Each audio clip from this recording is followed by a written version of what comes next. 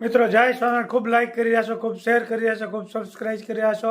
આજ બાનું એક સરસ મજાનું કીર્તન અને રીંગણાના શાકની રેસીપી ખૂબ સરસ મજાની. જય સ્વામિનારાયણ. અટલી શિખામણ મારા હરિજન સાંભળો, પ્રભુ ભક્તિમાં પગલા ભરજો. શિખામણ મારા હરિજન સાંભળો, સતના શેર લઈને દયા રે કરજો. કૂડ કપટથી અળગારે જો, શિખામણ મારા હરિજન સાંભળો. ધીરજનો ઢાળ બાંધી સત્સંગ કરજો, સમતા રાણીમાં સ્નેહ ધરજો. શિખામણ મારા હરિજન સાંભળો, કામ ક્રોધ ને તમે અળગારે કરજો. કઠોર વસન સહન કરજો, શિખામણ મારા હરિજન સાંભળો. શીલ સંતોષ રૂપી આભૂષણ ધરજો, મનને મારીને મેંદો કરજો.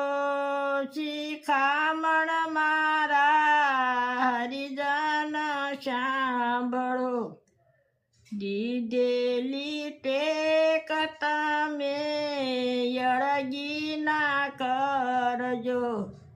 સતગુરુને શરણે ચિતડું ધરજો. શિખામણ મારા હરિજન સાંભળો, મોહરૂપી ડેરી તમે અળગી રે કરજો.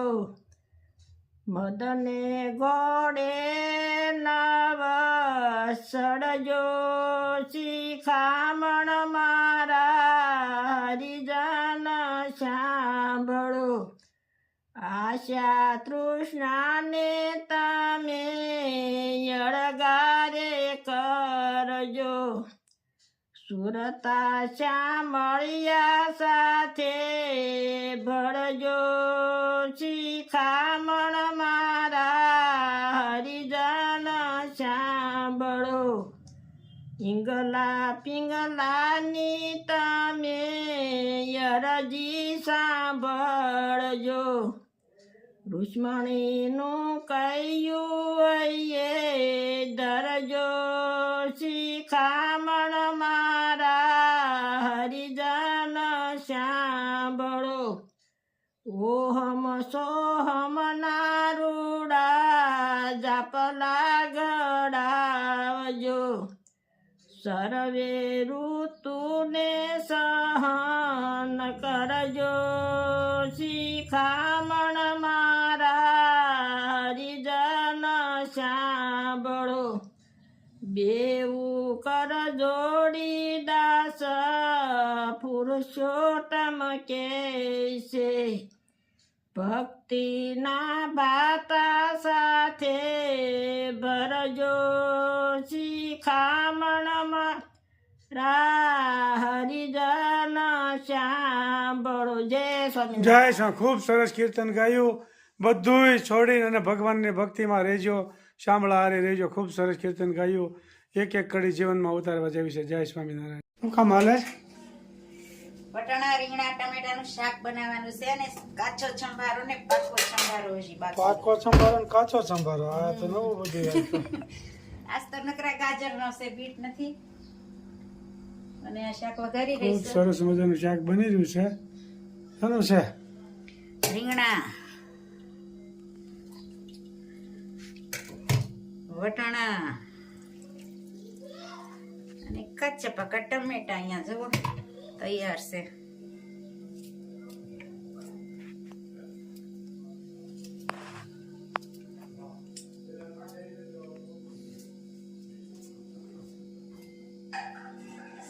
બાકી છે હજી કરવાનું.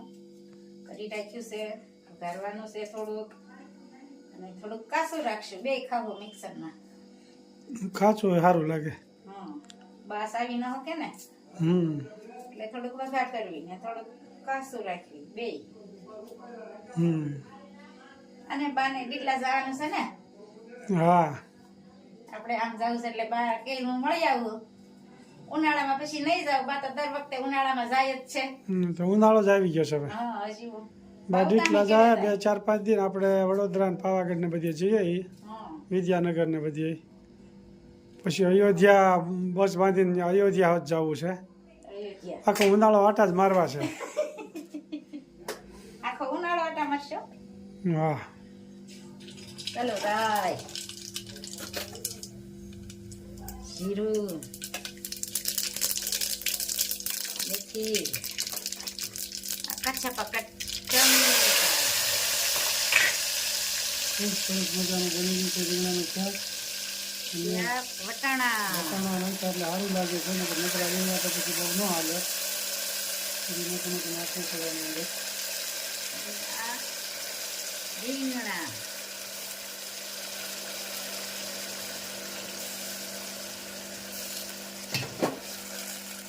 થોડીક વાર હળવા દેવાનું. પછી મસાલો નાખવાનો. ચટણી હળવા મળતા સમજતા નહીં હોય.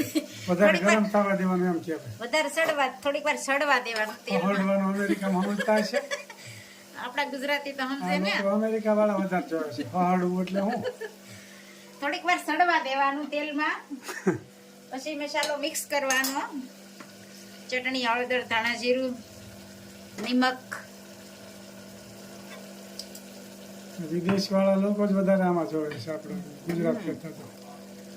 અને પછી આપણે રીંગણા હોય ને તો ધીમે ગેસે સડવા દઈએ છીએ. અને વટાણા છે એટલે થોડુંક પાણી નાખવું જોશે. જે લોકો અહીં ભારતમાંથી વિદેશ ગયા છે ને એ લોકોને વિડીયો અહીંના બહુ ગમે છે. કારણ કે એને જન્મભૂમિ યાદ આવે એટલે એને વધારે અહીં મજા આવે જોવાની વિડીયો. અને અસલ કાઠિયાવાડી આ દેશી જે જૂનું છે એને તો ગમતું જ હોય વધારે. અને વિદેશમાં જવું પડે ધંધા હાટું ગમે ત્યાં. આપણે અમેરિકા જાય પણ આપણું ભણતર ઓછું પડે એટલે આપણે ચલાવવામાં બરોબર છે. આપણે ના ના કેનેડા જવાનું વાતું થાય જ છે ને. કેનેડા જવું છે પણ ત્યાં પછી બહુ જાજાદી ગમે નહીં. એ તો ફરવા મળે. ભદ્રેશ ને કહી ને કે જોબ ગોતી જો કે ના મળશે કઈ ન મળે.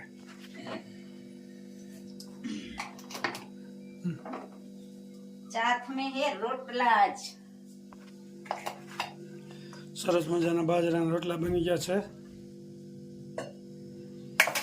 બાજરો તો અસલ દેશી કાઠિયાવાડી ખાણું કહેવાય. ડચપસતા ઘીમાં.